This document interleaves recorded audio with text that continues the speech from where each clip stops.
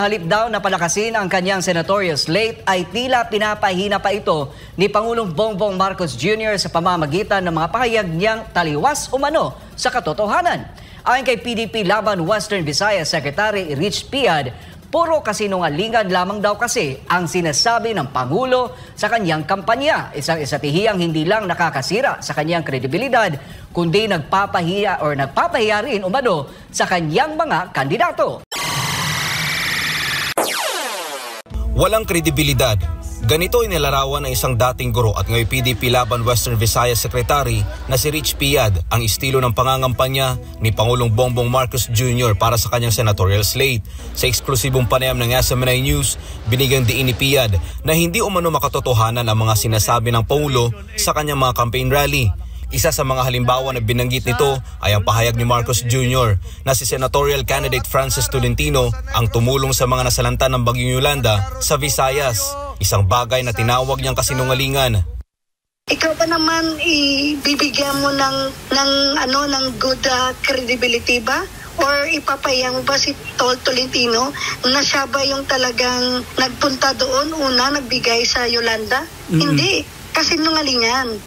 Bukod dito, tinawag din niyang balat sibuyas ang mga kandidato ni Marcos Jr.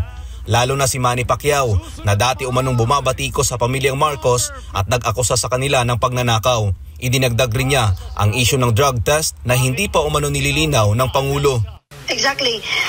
The same time, yung tinatawag na if he is credible enough leaders, he should go for a drug test.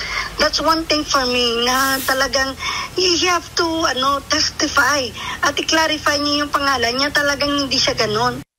Ayon kay Piad, kaya puro kasinungalingan umano ang sinasabi ni BBM sa kanyang kampanya ay dahil wala naman talaga itong sariling proyekto o nagawa para sa bansa. Yes, exactly. Because wala talaga siyang project na nanggaling sa kanya. And that's the truth. Reality bites tayo. Nakikita mo kung ano man yung kanyang ginagawa ngayon, that is already from PRRD, from the former administration. Dahil dito ang resulta umano ay hindi nabibigyan ng magandang imahe ang kanyang mga kandidato. Sa nakikita ko po, ang time sa kanilang campaign, parang nagiging negative campaign system yung ginagawa niya. Instead of uplifting and encouraging Filipinos for a better Philippines, yung ginagawa niya, bumabato siya ng mga negative words, especially for the former president, PRRD. At the same time, yung kanyang senatorial slate. Instead na maniwala yung mga tao na magaling ang kanyang senatorial slate, napapahiya because of his statement.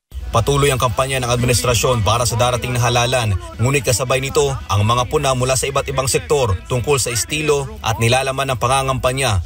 Sa kabila ng mga batikos, nananatili ang hamon sa mga botante na suriin at timbangin ang mga inilalatag na plataporma at pangako ng bawat kandidato.